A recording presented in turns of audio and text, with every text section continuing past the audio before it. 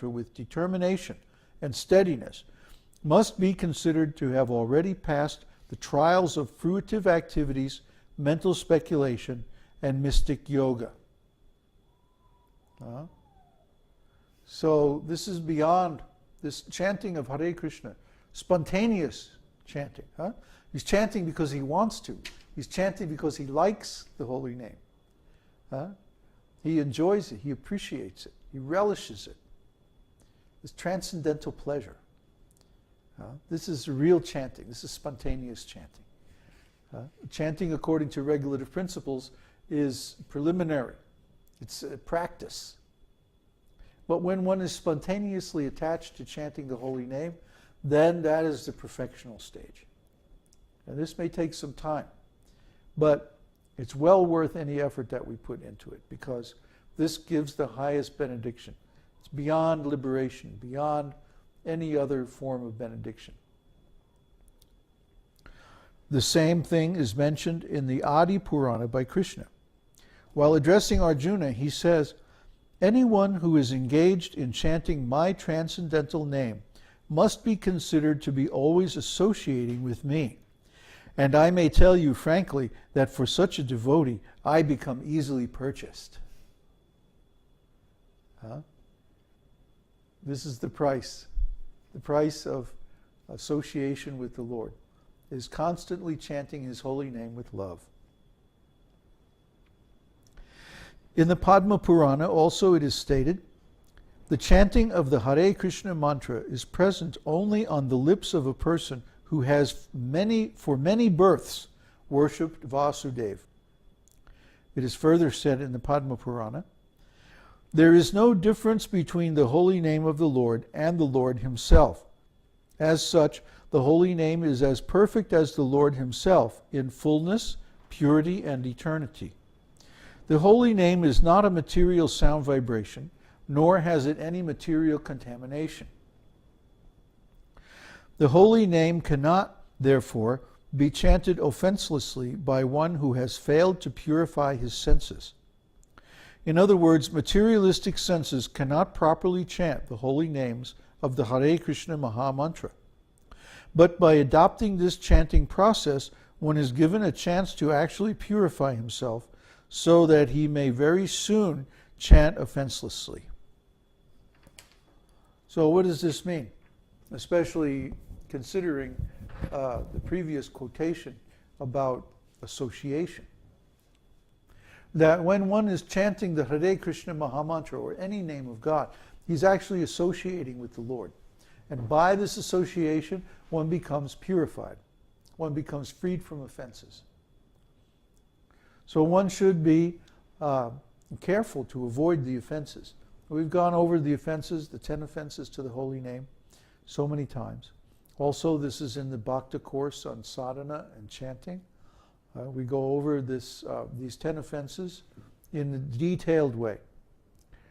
So one should avoid these offenses and chant the holy name purely, without offense. And in that way, he will always be associating directly with the Lord. And in that association, we become really happy, eternally happy. Chaitanya Mahaprabhu has recommended that everyone chant the Hare Krishna mantra just to cleanse the dust from the heart. If the dust of the heart is cleansed away, then one can actually understand the importance of the holy name. For persons who are not inclined to clean the dust from their hearts and who want to keep things as they are, it is not possible to derive the transcendental result of chanting the Hare Krishna mantra. One should, therefore, be encouraged to develop his service attitude toward the Lord, because this will help him to chant without any offense. And so, under the guidance of a spiritual master, the disciple is trained to render service and at the same time chant the Hare Krishna mantra. As soon as one develops his spontaneous service attitude, he can immediately understand the transcendental nature of the holy names of the Maha Mantra. See? So this is why we don't just give up all activities and simply chant. It's at least not in the beginning. First, we have to develop the service attitude. See? So we do both. We chant a little bit and then we do service for a little bit. And then we chant and then we do service. And by this combination of two things, the service attitude and the chanting, then we approach the pure holy name. We chant offenselessly. The key statement was back here. If the dust of the heart is cleansed away, then one can actually understand the importance of the holy name. In other words, as long as the dust is on the heart, the dust of selfishness, the dust of possessiveness, the dust of desire, the dust of sinful activities, or misunderstanding of the ontological position of the Lord, one cannot understand this chanting. One cannot understand how important it is. How can singing this little song be more important than anything else in the whole world? How is that possible? Well, it's because this little song happens to have the most powerful holy name of the Lord. The same chant that is chanted in the rasa dance, in the highest realm of Goloka Vrindavan. This is the Hare Krishna Mahamantra. And especially the pure holy name.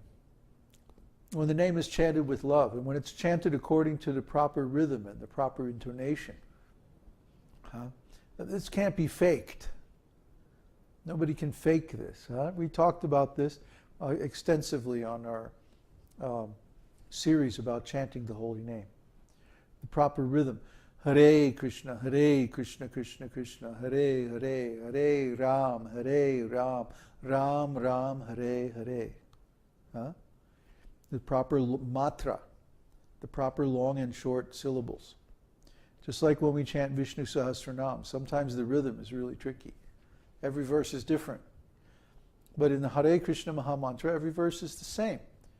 Hare Krishna, Krishna Krishna, Hare Hare, Hare Ram, Ram Ram, Hare Hare. So nice. So anyway, and then again, in the last section, he talks about living in Matra. Second time, 2 chapters in a row, living in Matra. In the Padma Purana, there is a statement about the importance of living at holy places, like Matra or Dwaraka. It is stated there, to travel to different places of pilgrimage means to attain emancipation from material bondage. This emancipation, however, is not the highest perfection. After attaining this liberated stage, one has to become engaged in devotional service of the Lord. After attainment of the Brahma Bhuta stage, liberation, one can further advance to engagement in devotional service. So this attainment of transcendental loving devotional service to the Lord is the goal of life. And it can be achieved very easily for one who lives in Mathura Mandala, even for a few seconds. Yeah, it's astonishing, right?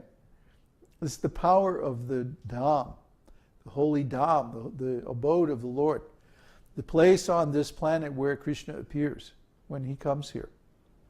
Once in every day of Brahma, which is some inconceivably long span of time. 3,456,000,000 years or something like that. It's a long time. So once in that length of time, Krishna comes in his original transcendental form. Where does he show up? In Mathura. So the importance of this Mathura is very, very profound. And at least once in your life, if you can possibly do it, you should go there, even for a few seconds.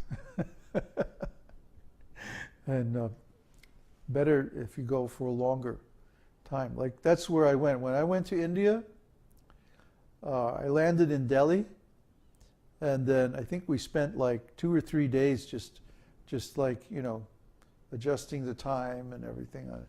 And then we got on the train and we went right to Mathura. And I stayed there for a year and a half. I didn't go anywhere. Year and a half straight. And when I did leave Vrindavan, I went to Mayapur.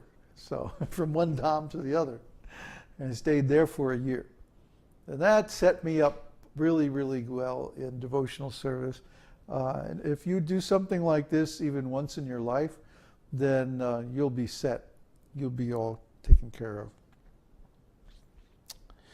It is further said, "Who is that person who will not agree to worship the land of Mathura? Mathura can deliver all the desires and ambitions of the fruitive workers and of the salvationists who desire to become one with the Supreme Brahman. Certainly Mathura will deliver the desires of the devotees who simply aspire to be engaged in devotional service of the Lord." In the Vedic literature, it is also stated, "How